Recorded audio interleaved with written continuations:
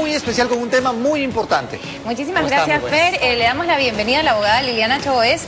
Nosotros, antes de ir a la pausa, comentamos el tema de la separación de bienes en parejas de unión de hecho.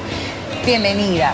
Gracias por la invitación. Sí, es un tema, bueno, un poco delicado, pero que en realidad, pues, tiene mucha incidencia, mucho impacto en nuestra sociedad, porque cada vez más son las personas que no contraen matrimonio, sino que simplemente conviven, ¿verdad?, en unión de hecho, y lo cual pues les da los derechos cual si fuera un matrimonio. Pero esto también requiere de algunos requisitos. Inclusive cuando ya se termina esta unión de hecho, el problema es qué va a pasar con esos bienes que adquirimos, tal vez una vivienda, una casa.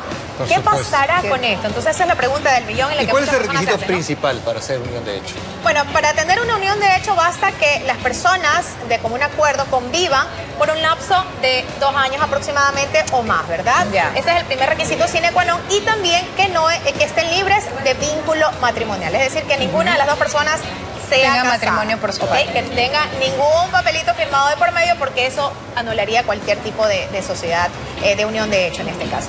Ahora, al momento de que se termina ya esa unión de hecho, la pregunta es qué hacer, a dónde voy ante un juez. O sea, lo dividimos por acá. ¿Y desde dónde? ¿Desde cuándo? ¿Desde dónde? ¿Desde cuándo? ¿No? Obviamente, ahora la ley pues permite de que sobre todo en las empresas que pagan utilidades o en el sector público también, se exija a las personas que no tienen un contrato, a las personas trabajadoras, que se justifique pues que tienen una unión de hecho, que se lo hace a través de una notaría, ¿verdad? Se hace esta declaración juramentada en la cual se indica que tiene pues su pareja por tanto tiempo, que tienen hijos, etcétera, etcétera. Con testigos también. Con testigos si quisiera, si no, no es necesario. ¿Ok? Pero al momento ya de hacer una liquidación de una unión de hecho, sí es importante indicar a los amigos televidentes de que la ley ahora establece que tiene que ser un juez el que declare esa unión de hecho. Es decir, aparte de acudir a una notaría y hacer la declaración a ambas personas de que tienen una unión de hecho desde X fecha, también tienen que proponer una demanda ante un juez de familia indicando de que tienen esa declaración jurada de unión de hecho desde tal fecha, y el juez tiene que mediante sentencia indicar, de que este documento es válido y tiene que ser registrado en el registro civil para que surta los efectos legales pertinentes. Eso es muy importante. ¿Eso se hace después de que han decidido separarse las personas? ¿O al momento de...? No, a ver, hay muchas personas que nunca han hecho una declaración juramentada, nunca han ido a una notaría, ¿verdad? Pero si se da el caso de que tal vez han adquirido muchos bienes y esa unión de hecho ya se termina porque el uno se casó, se va a casar, etcétera, etcétera, por las razones que sean, lo que hay que hacer a fin de liquidar esa unión de bienes, porque no es una sociedad conyugal, porque eso es cuando hay matrimonio, pero sí hay bienes de por medio, es decir, es un conjunto de que lo que adquirimos durante ese lapso es 50-50 para cada uno. Entonces, si lo queremos hacer por la vía legal, tenemos que acudir primero a hacer una declaración juramentada, puede ser directamente ante el juez, para que mediante sentencia el juez mande a inscribir esa unión de hecho en el registro civil y en las cédulas aparezca también que existe esa unión de hecho. Y luego se presentará ante un juez de familia también esa liquidación de esa unión de hecho. Pero en el caso de que una de las partes no quiera hacer la declaración juramentada, es decir, no accede a ir al notario, acceden a ir juntos y decir, bueno, hemos decidido que vamos a separarnos, no queremos estar más juntos. Pero ¿qué pasa cuando una de las partes no quiere dar esa declaración juramentada? No quiere dar ese paso.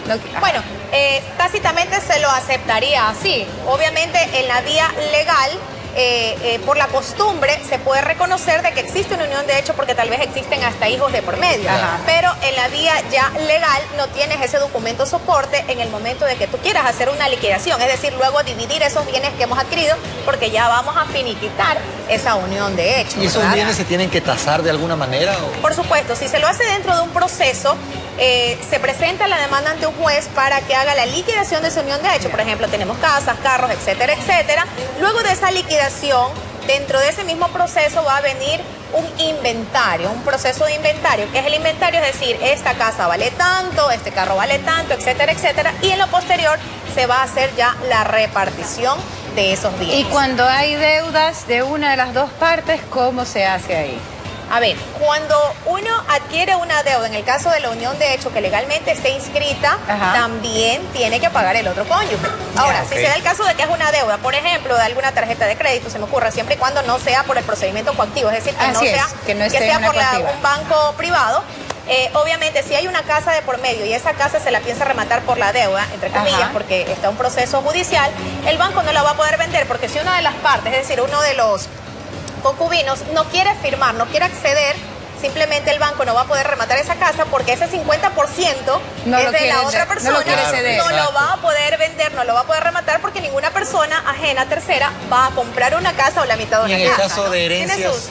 En el caso de herencias, a ver, el trámite aquí en la liquidación de la unión de hecho también tiene que ver con el tema de herencias. Se hace el mismo procedimiento que las herencias conforme lo establece nuestro Código Civil. Así es. Ahora, importante es aclarar que en el tema de herencias, por ejemplo, si a mí mi papá me dejó una vivienda a mi nombre y yo contraje matrimonio o en su defecto tengo una unión de hecho, eso es de mi exclusiva propiedad. Las herencias no entran a formar parte de ese conglomerado de bienes que hay dentro de la unión de hecho o dentro de la sociedad. Lo conglomerado de bienes, para entenderlo mejor, es de a partir del momento en que vivo con esta persona o decido vivir con esta persona, de aquí en adelante, lo que los dos hemos hecho en conjunto, entra en separación de bienes. Entra a formar parte de ese conglomerado de bienes que adquirimos. Los sueldos también entran a formar parte, lo que gana él, lo que gana ella, porque es una sociedad de bienes lo que tenemos, sea por unión de hecho o sea a través de un matrimonio, ¿no? Claro. Aunque es un poco complicado el tema de la liquidación de una unión de hecho en lo posterior, si es que se lo quiere hacer por la vía judicial,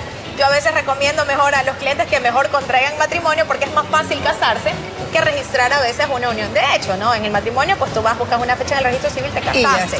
O la otra a veces es prevenir también a través, pues, de las capitulaciones matrimoniales en el caso de que hubiera un matrimonio, ¿no? Porque en estas épocas a veces realmente no se sabe. No se sabe.